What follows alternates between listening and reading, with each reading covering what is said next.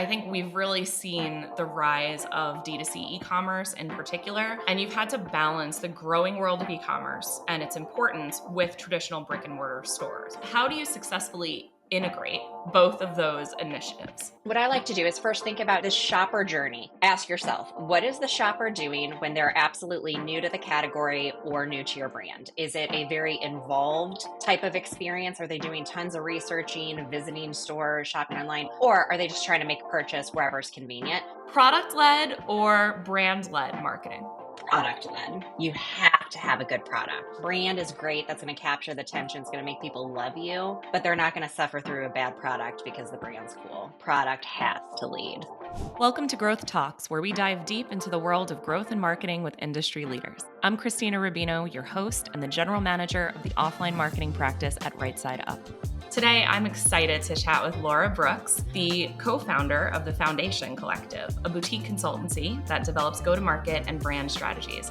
Prior to founding this collective, Laura led marketing and e-commerce teams at a variety of consumer packaged goods companies across industries like pet, supplements, snacks, beauty, household, and more. She led marketing teams at Solid Gold Pet and Boom Chicka Pop through acquisitions. Today, she advises early-stage CPG companies, and she's a committee member of the Women on Boards project. In this episode, we'll get into the hot debate around e-commerce versus brick-and-mortar marketing, how they compete with and complement each other. Without further ado, welcome, Laura. I'm so excited to be chatting with you today. Thanks for having me. Great to be here, Krystina. I think we could get right into it because Laura's been, for the last about 10 years of her career, she's led marketing team at a bunch of different CPG companies that have been successful across a variety of industries. And during that time, I think we've really seen the rise of D2C e-commerce in particular. And you've had to balance the growing world of e-commerce and its importance with traditional brick and mortar stores, which is a challenge to say the least. How do you successfully integrate both of those initiatives? Man, it's so important to think about e-commerce and brick and mortar working together. I can actually remember the days when brick and mortar shoppers, or excuse me, buyers were actually different than the e-commerce buyers, which created this conflict because if the sale happened online, the store buyer was like, you just stole my sale. And they each had their own objectives, same with the salespeople on the brand side. And so it was competitive within our own brands, our own stores. And thank goodness today, I'd say the vast majority have figured it out and they have realized that you need in store, you need online. The lines have blurred. Therefore, we should be measuring it together. So if you are still one of those businesses that have separate KPIs and are doing store versus e-commerce, I suggest that you definitely take a look at your KPIs and your reporting first, just to make sure that you're even set up to be able to grow together. But I know you want it more tactically. No. So I want all of the things. So the shopper journey. Ask yourself, what is the shopper doing when they're absolutely new to the category or new to your brand? Is it a very involved type of experience? Are they doing tons of researching, visiting stores, shopping online, or are they just trying to make a purchase wherever's convenient? So I'm going to give you two examples. These are extremes. I would venture to guess the majority will be on a spectrum in between this, but let's go with toilet paper. So toilet paper, not much involvement. I mean, like, how much do you think about it when you go to the store? Like, Gotta buy it. you're like, I need it. I know I need it. I know I don't want to break the bank. But like, we're not talking about like farm raised trees or non-GMO ingredients at all. It is literally like, one, ensure I don't run out of it. Two, make sure it gets the job done. And three, it better not break the bank. We're talking toilet paper. So when you're choosing where to shop, online, in store, it's going to be about a price to convenience ratio there. Online's great for like convenience, auto ship, subscriptions. You know you're getting a good price, or at least you think you are. You don't care enough to really do the price comping. That's a good thing for a brand. So you're looking at quality is more of like, do they at least have reviews? I don't care what they say, just have people bought this before. And that's how you think about it in this journey. It's routine. And also could be routine when you go to the store. Maybe you're going to the store and you're just picking it up on your grocery trip, in which case your shopper journey is simply, I know I need to go to this store. I know I need to get apples, bananas, avocados, etc. I better pick up toilet paper. What brands do they have available at that store? That's your consideration set, is just what's in front of me and you're taking it. And of course, if you're in a pinch, it is what is the closest store to me that I can get it or fastest delivery time. I don't care the brand, the price, just get it to me now. And so obviously that's an extreme case. But when you think of that, these low involvement categories, I would urge you to have a similar shopping experience, both in store and out of store, meaning your price point is the same, your packaging is reflected on your e-commerce content, and you're trying to replicate that experience because the shopper isn't doing research. They're just like, I need it, I need convenience, I need price. So replicate it. That's for low involvement though. So then if you think of the other extreme, a car, for example. I'm going to guess people aren't just saying, like, what do they have today? I'll choose that red one. You're going to probably start online. You're looking at reviews, you're looking at safety credentials, certifications. You're researching, maybe you even care about like horsepower or four-wheel drive or some sort of bells and whistles. You're starting online. Then you're looking, where can I physically go to touch and interact and experience this product, in the case of the car? So you're looking at dealers, what's close within reason, within the model that I want to look at. You're test driving it at the dealer. So now you're physically experiencing it, checking for quality, making sure it fits your lifestyle, maybe talking to somebody, but you also may not buy on the spot there. And you may go back online, look for the color you want in that make and model. And you know, you may be indifferent if it's located locally or if it's somewhere thousands of miles away and you'll have it shipped to you, because now you've narrowed it down to the exactly what you want. Clearly much more involved. This is where it gets complicated of how do you think about online and in store, because you lean into the strengths. In this scenario, online was all about research. It's building the trust, the credibility, social proof. How does it fit lifestyle? And also the inventory piece of it, maybe some price comping. Store was all around the experience, testing the value, the quality. And so, depending on where you're at, you'll probably have a combination. But I would urge brands to first think again, shopper experience. How does my shopper think about the product online, in store, and what do they need in order to purchase? Then figure out how those can work together. Yeah, and I think people forget that, well, I mean, what's your consumer behavior when you go to the store, right? You have your phone with you. Yes. Let's just think about the fact that your phone is with you. You can look up products on the fly, right? So actually, one of the questions that I had for you was like shelf placement. Like in the era of e-commerce, there's so many traditional brick and mortar CPG tactics that you think of and you're like, are these still important? What role should they play in my strategy? Like, what's the order of importance here? But like, take something like shelf placement, right? How does that become important when you think about, like, let's just say a brand has half of its sales from e-com and half brick and mortar, right? Mhm. How does something like shelf placement play into the success of both? It's so interesting because you think of your shelf as it is an advertisement.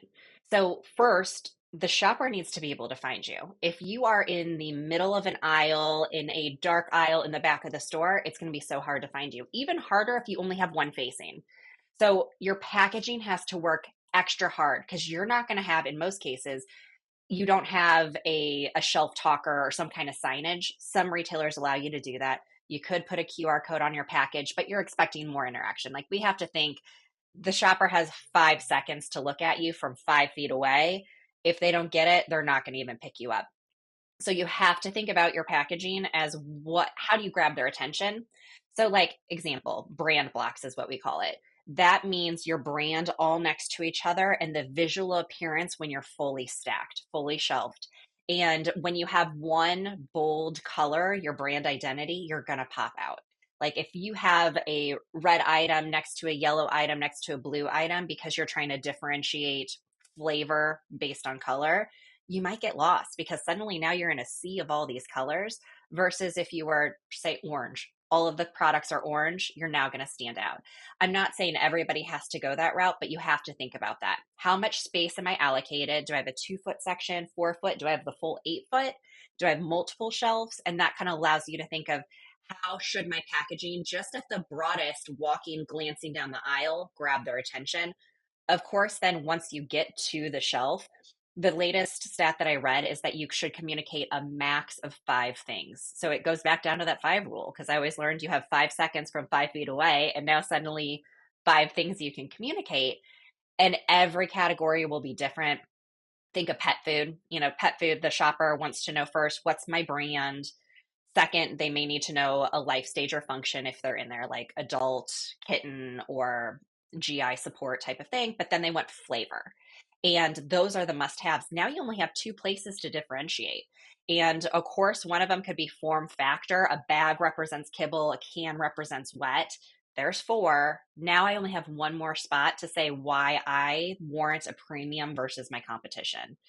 You have to be clear and conceit, because if you all suddenly put, let's say, 10 other claims on there, what if those 10 claims suddenly, now they didn't get the shopping cues, and so they didn't even think of you because they didn't know what your flavor was, they didn't know if you were a dog or cat. So you have to be very mindful of those 5 things and consider what the shopper is even thinking about when they're there first. Yeah, it's so true. And it's like, to your point, if you start getting confused or like consumers are smart.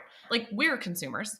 And I like to think that we're like fairly smarts, right? But they know what they're doing. Like, people know, I have a question about this product. They're going to flip it to the back of the product maybe, but they also might just look at it and say, "Oh, let me Google it while I'm in the store," right? And then what's interesting is, like, I remember all of my CPG days are now coming back to me, and like early e-commerce where it was like, your website is your digital storefront.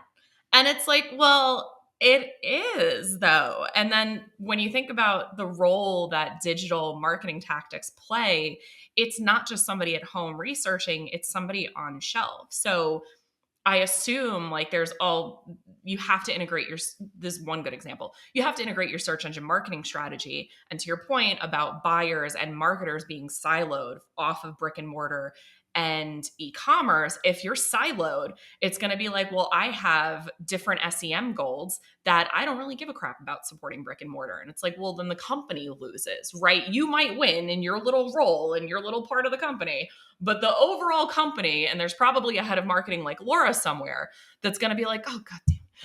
Are there advantages or disadvantages to e-commerce and brick and mortar I mean, we could start with advantages of each, but are there advantages that you're keeping in mind when you're prioritizing resources, tactics, etc.? Absolutely, definitely. Let's start with brick and mortar. Going to a physical store, it is, what is it different than e-commerce? It's tactile. It's literally, I can pick up, touch, feel, hold. It's a real experience. Also, immediate gratification. I get this product right now. I get to take it home in my possession. I do not have to wait. There's the ease of the customer service, including the returns. So you have that confidence built in of, if I accidentally bought an expiring product, or I didn't like it, even like Trader Joe's, I could have eaten half of it and decided I didn't like it and brought it back, and they'll take it back. I don't recommend taking advantage of it, but you have that confidence, the ease of the customer service. And I'd say the 2 biggest benefits is that the traffic is not dependent on your advertising solely. You have people who are going to the store for various reasons and an opportunity to get in front of them for the first time. You also get, in the same vein, the impulse opportunities that you weren't even a planned purchase. You were never even a thought. They ran into you and decided to try you. Those are definitely the biggest opportunities in brick and mortar that e-commerce doesn't have. I'm actually going to get to the disadvantages first, because that kind of helps set it up, of geographical reach. So same as it's physical, it also, you have to physically be there. So your reach is now who is around your store, likely a 5-mile radius. You're also limited to your shelf space. So there's no endless aisle there. You have your section that was warranted by the merchant team, and you have to play in that footprint. Inventory can be challenging to manage because you know what you have, you know what you ship, but you don't always know what's physically at the store. Like, it's hard to get real-time data or what the expiration date is. So it's just an added complexity, not something that should deter you, but added complexity. Of course, you get into costs. Margins have to go to the buyer too. That can be out of your control. But what I'd say the biggest disadvantage is, getting on shelf is hard for sure, but you can also rely on relationships and have somebody who's willing to take a bet. And they're saying, I'm going to place my bet on this brand. The hardest part though is staying on shelf because now they're relying on cold hard facts, aka sales velocities and money. And now they have an unbiased case to say if you should stay, meaning did you hit the hurdles? Are we making more on you versus somebody else? Do you warrant the footprint that you have? That is the hardest part with when you control D2C, you control which items you launch and keep. Retail, it is all up to the sales, the buyer, and the relationships they're having, and that can make it very challenging. Yeah, but one quick question. So it's interesting that you talk about that. Like basically getting on shelf is not easy. I mean, listen, if anybody has ever watched Shark Tank, like you're just literally like you learn all of these random terms and it's stuff that I haven't talked like when you just said shelf talker, like a part of my body just had like a physical reaction. I need like a trigger warning for some of these terms, I think, just because my PDQ, yeah. yeah, no, I'm like, I actually talked to somebody about BDI and CDI the other day, and they looked at me like I had three heads, and I was just like, oh, I guess not everybody spent their 20s working too long at agencies, working on CPG brands. Got it. I'll just go in a corner. But it's kind of interesting. Like when you think about brick and mortar, it can be like you said, a relationship. Another way to think of it is like a dance almost with the store partners that you're working with, where it's like there's requirements for marketing support sometimes to demonstrate that it's like, okay, you can find me on the shelf at Sephora or, go to your local Walmart or Target or whatever, big box store that you're working with. How do you think about balancing the needs of the retailer Yes. and the priorities of your brand? Yes. And that is, I mean, it's that dance. You named it absolutely perfectly. It's they have their set of KPIs, which could be in direct conflict with you. And, one way that is, I never would bring this to a retailer, but it is that dance, is that it is nearly impossible to get a brand new shopper who's never purchased you before to go to a brand new store they've never shopped at before. It happens, but it's very challenging. You're more likely to convert an existing shopper to switch to your brand at their store of choice. The problem is that retailers want new traffic. They don't want to just switch their current shoppers, they want to grow the amount of people coming to their store. And so they don't want to hear it. But from the brand side, if your focus is marketing ROI, my dollar results in X dollars of sales, the less costly thing to do is to do switch buying that category. So not saying that one is right or wrong, it's just that's two different KPIs that can be in conflict with each other. Yeah, it's interesting to your point about like switching from a competitor. Are there other ways then to think about, incentivizing the retailer essentially? Like is that where you start playing with margins? You start playing with, I have a whole other question for you about couponing. But, is this where you start playing around with other things besides just marketing to try and juice your sales with that retailer? For sure. Like ways to basically you're selling to a consumer and marketing to them, but you're also marketing to the retailer. Like you'll have to lean into what is your reason for being. It's possible that you make or the retailer makes more margin per square inch because you have a smaller product and they therefore shelf space is more productive. That's a way to spin the story. Another could be that you're a walk item, meaning if you are out of stock or not at that retailer, the consumer will walk. They will just buy you somewhere else versus switching to another brand. So that's another one. Pet food is actually a lot like this because people get into pet food. They're very routine. They're terrified to switch their pet's diet. Newsflash, you can switch them, but they're terrified to. And so if the brand of choice in the exact flavor isn't there anymore, they're going to go to another retailer who does carry it. So that's a way to also signify the value that you're providing. And then of course there's basket building, meaning that you are in the basket and the impetus is all the other things. Like if you buy chips, obviously you've got to get guacamole. So now it's more than just you being purchased in that basket.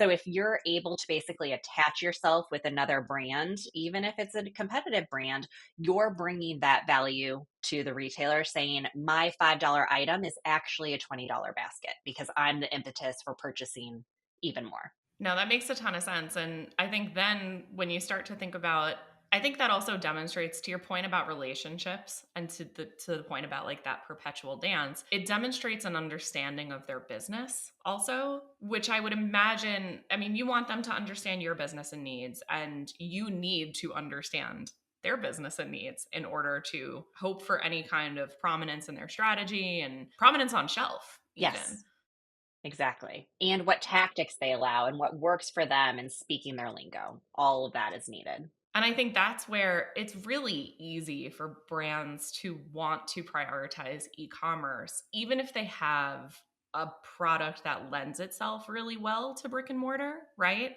So when we think about, for example, something like a toothbrush, like there are D2C companies that have made it super successful. I've worked on those campaigns. But it's interesting to see like that the strategy is e-commerce first and then brick and mortar second. Again, it works. It doesn't work for every company, but it's worked for some companies. And I think that's where like we could get into like the advantages and disadvantages of e-commerce, because obviously you can control your, your digital storefront as to whatever extent that, the Shopify's customizations are limitless, especially if you go headless. So or if you want to choose pain and agony for every one of your marketers, you can develop your own platform. Clearly, I have thoughts and feelings about that. Because whenever you're trying to measure it, it doesn't always work out the way you want to. But anyway, everything is fine, and this isn't about me. So, what would you say? What would you say? Again, thinking about control and the trade-offs that you get, because you're not getting existing shoppers when it comes to your e-commerce store. Talk to me about like the advantages and disadvantages of e-com. Yep. And you've named a lot of them, like the 24/7 availability, the endless shelf, the control over your content, messaging, how you advertise, could be global reach if you even care to do that. But there's also the personalization, customization that allows for the bundling. You can build those one on one relationships through your CRM, meaning like your emails and how you're communicating with these shoppers. But I'd say the biggest benefit that you don't get in store is that you get more of that data analytics. So you get to test and learn, you get attribution measurement from your advertising. Very hard to do an impression and know if somebody went to the store and purchased. But online, you can say this ad literally resulted in this purchase, which allows you to build a use case and scale faster once you find that unlock, that kind of the dance again between the target, the message, and the creative. Then you're just fueling the fire with more money. So that's definitely an advantage that doesn't work in brick and mortar as easily. Disadvantage size though, it would be the opposite of what brick and mortar is good at. You're not getting that tactile experience. You have to stay up to date with compliance. It's now on your website, not like all of the different plugins and iOS changes and whatnot. Customer service is now on you versus now the store person. Thinking about your competition, now your competition is literally everybody. It's not just who else is next to you on Amazon, for example. It is literally starting with a Google search. Stores are popping up, individual sellers are popping up, pure plays are popping up. Everyone and every product is now your competition. I would actually say that's not the biggest disadvantage, though. The biggest disadvantage is that you own the traffic. If you don't advertise, if you don't spend money, how is anybody even going to know about you or go to your site? Unless you're very, very good at SEO, I doubt that somebody's going to find you organically. And so now spend is absolutely critical.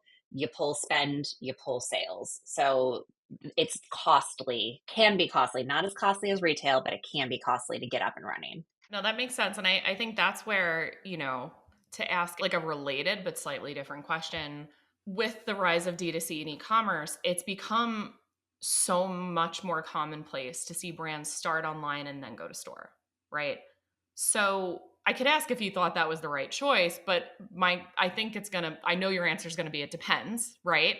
How should a company start assessing where to start selling their products?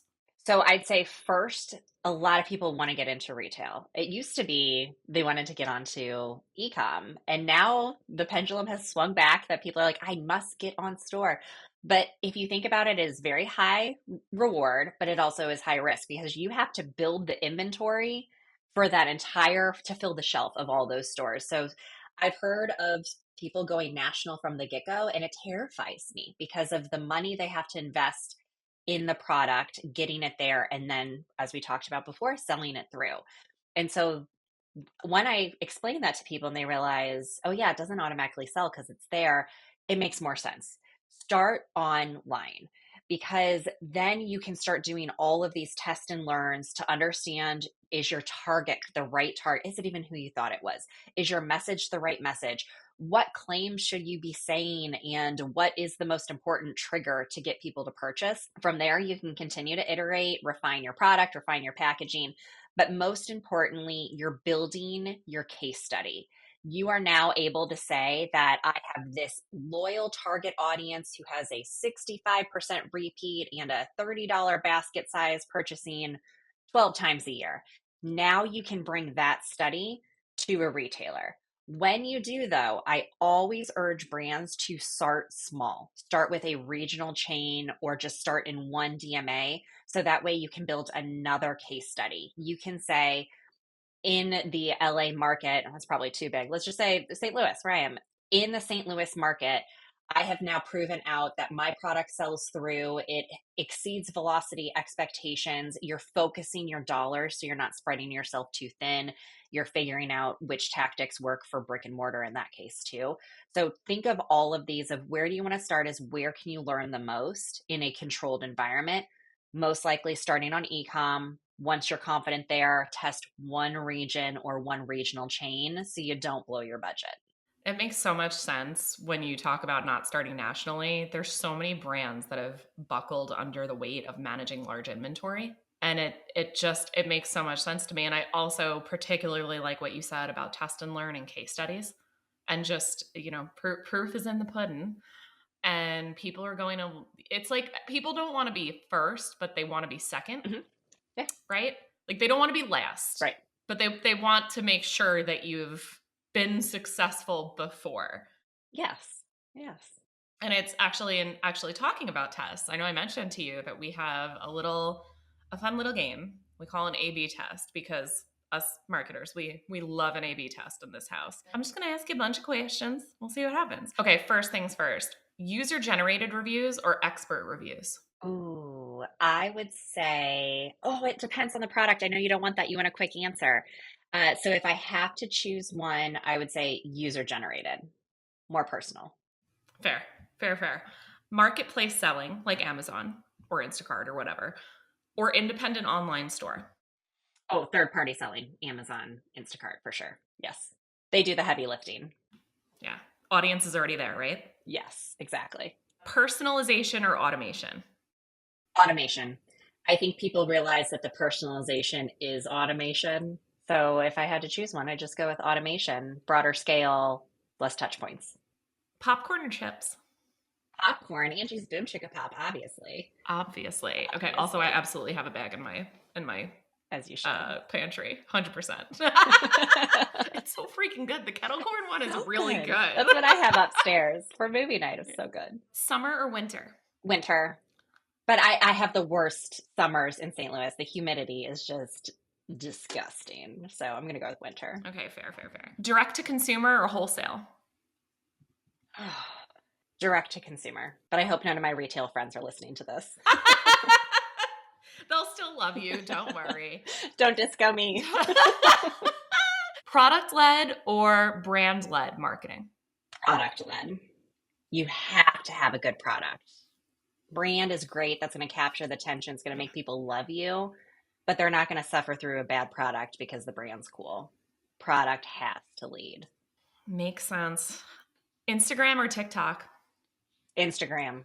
I still don't have a TikTok. I know that's so like bad for a marketer to admit, but no, thank you.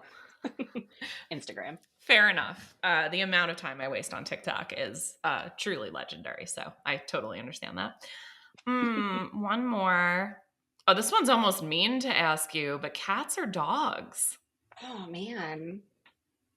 I'm looking at my little dog over there. I've got to go with dogs. I love working with cat brands, but dogs. I've got to have my little shadow following me everywhere I go and making me go on walks. It's an excuse that I absolutely have to Ooh. take breaks and go on walks. So dogs it is. Yeah. Unless I can find a cat that will let me take it for walks. I would love to see that because cats deign to let you do anything. with them, which is why I I do sure do. love them. But no, it's so funny. I like to say like dogs for me too, but like we don't deserve pets, cats or dogs. Mhm. They're just like the absolute They greatest. really So are. I grew up with cats. But yeah, I feel it's so funny that you're like my little dog. I'm like, it's okay. He knows you love him. I know. Don't listen. She knows. Go Yeah. cover your ears, little boy. All right, well, we can get back into, I guess we'll get back into work. We talked about this a little bit earlier, but we didn't talk about measurement yet, which is the like gajillion dollar question. Yes. Yes. When we talk about like the role of digital marketing in driving traffic to brick and mortar and vice versa, how can this relationship be measured effectively? And how do you measure the efficacy of each individual channel and both together?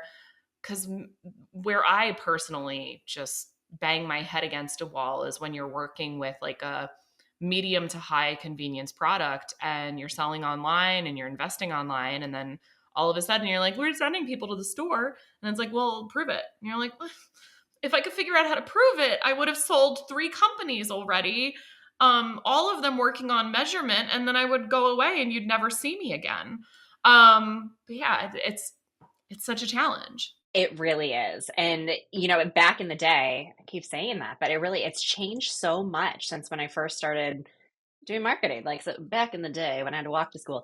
But no, when we used to think about where the impression happened was where the sale happened. So a digital banner ad meant the sale was going to happen online. An out of home advertisement was going to be a store sale. The lines have completely blurred. Those days are long gone, and therefore measure be blurred and long gone in that sense. Like if you think about your own journey, you're not writing your to-do list with your grocery store list anymore, then clipping the coupons in the FSI that you're flipping through and then going to the store and shopping the aisle in the most efficient way. Like it just doesn't work that way anymore. Instead, it's like work and home life have now blurred. Shopping has blurred in between that too. Like you might after this call go get online and buy some more Angie's Boom Chicka Pop, Instacart it to your house. Or, gosh, I've been out on a run and thought about something like popped into my head. And literally, as I'm running down the street, I'm on Amazon buying something or at a school event. It's just like the lines have blurred. So marketing has blurred too. And therefore, measurement has also been blurred. And so, what I always like to think is, and I keep talking about since the shopper journey, but a consumer shopper has to see a brand on average 7 times before purchasing. I've worked on brands as high as 13 times as their average before purchasing. But if you start to actually notice and think about it, it could be you see an Instagram post from an influencer mentioning it. Then later you see a paid ad. You don't do anything, you ignore it. You go to the store, you saw it on an end cap. Oh, I remember that. Don't do anything. Go back, paid ad. Then you go to Amazon to read the reviews. Don't purchase. And then finally, you Google search it and then you click on the button and you buy it then. Attribution, meaning who gets credit for it, that Google ad gets credit for it. But I never would have Googled it if it weren't for the Instagram influencer, seeing at store, the other paid ad that kept following me around. Like there's so many different touch points. And so similar to that, I always encourage, especially CFOs out there, look at your blended CAC. So your total working marketing expenses divided by your total new purchasers across all the channels, because an Amazon advertisement could still result in a store sale and vice versa. And so look at it blended. From there, you can always look at tactic specific or channel specific, but use it directionally. Because again, those help build each other up and out. Overlay your goals. We talked about like the goals and measurement for the sake of measurement. Don't do that. Please do not do that. Please have a reason for each of your measures. Otherwise, you're measuring too much and making decisions on useless information. Example, time on site. I've seen people say, we have 3-minute time on site. Therefore, our content is crushing it. In which case, you could also say, you have 3-minute time on site. People are not finding the information they need. It's all about your story. Bounce rate could be because you clicked through to your landing page. You got the information you needed in 10 seconds and ran to the store to buy, but you have a high bounce rate. Does that mean that you need to shut down your website? No, it doesn't mean you need to shut down your website. Your bounce rate could be because it's like, oh, wait a second. They have, oh, I have an Amazon Prime card. I want to get 5% back. Let me go to Amazon and buy this. And it's like maybe you just got them to make that decision really fast, which is a good thing. Exactly. So as long as your sales are up and your bounce rate is high, who cares? So it's looking ecosystem holistically, KPIs directionally, and then I'd say not thrashing, meaning changing your direction all the time. Measure monthly, sometimes even weekly, make decisions quarterly. Unless something is glaringly good or bad, do not change it, let it sit. When you start to change it month over month, I mean, these machines are so smart. The advertisers, they can optimize the media, but you have to give them time to let it sit and optimize. And so, of course, your spend level will say if it's going to optimize faster or slower, but in general, your measurement can happen as often as you want, but your decision should not be made more than a monthly basis for sure. That will result in thrashing. I'm stealing that phrase of thrashing because it feels like whiplash, or it feels like you're on a boat and you're just like, oh my god, please make this, like, I don't want to be bouncing up and down on the waves. Like, I'm gonna get nauseous, I'm gonna barf, because you're literally just like, by the time you change something and then the time you get your next set of measurement back, or by the time you really dive deeply into the data again, it's going to look different. And it's not going to be because of what you changed. It's going to be because of something you did 3 months ago, or a different partnership that you have launching, or whatever. So I mean, obviously stay up to date on your business, measure it all. But when it comes to making pivotal decisions, one of the things that drives me nuts is, especially when you start thinking about the application of offline media, brands will be like, oh, we did 3 weeks of TV 2 months ago and it just didn't work. And you're like, um, that's actually not how any of this works. Like, you, first of all, you dipped your toe into the water of what you can spend in a medium like that. And second, there's so much latent conversion activity, both because of the media you're doing and also because of your own purchase journey, right? Like you said, people need to see a brand. Let's call it, I'll split the difference and say 10 times. If you hit people with a branded message 10 times in a week, they're going to want to scream. I can't, frequency is so important, but it's frequency over time, it's exposure over time, right? And that's why tactics like frequency capping on all of your digital media are still really important. I find that a lot of the thrashing happens, I wouldn't say exclusively, but I'd say like slightly disproportionately at early stage companies, just because you don't have a ton of information yet, right?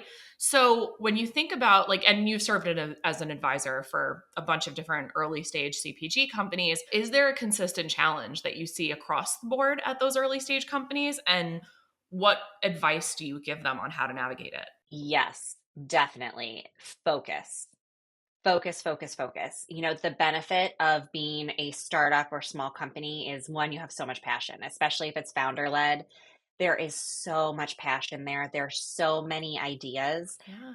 but there's also this feeling and this race of I must get to X level. And sometimes expectations are absurd. If I have to look at another 5 year build that shows $100 million in 5 years, which seems to suddenly be every business that's launching this year, they're going to be 100 million.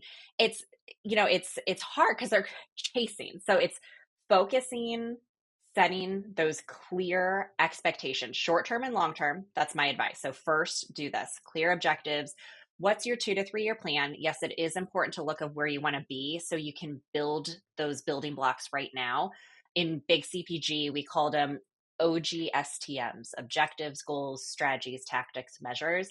Too fancy of a word for startup world. Don't have to worry about that. What it's basically saying is, what's your overall objective for the year? What is your volume and sales goal to hit that? Therefore, what strategies, up to three max, three strategies, and your building blocks, your tactics under it. Then you get into the what are you going to measure to make sure you're hitting those. So there's purposeful in the measure, and any sort of the risks that could happen to watch out. That's your one pager, literally. If it's more than one page, you are not focused. This gives you your pillars to be able to say yes and no to things. So you can, one, stay focused on, oh, this new tactic out there, I must go, or this influencer, I must run after them. Does it fit your strategy? No? Then table it for later. If something crazy comes up, then and it doesn't fit your strategy, that means you need to change your strategy. You didn't set it up correctly, but that should only happen once in a blue moon.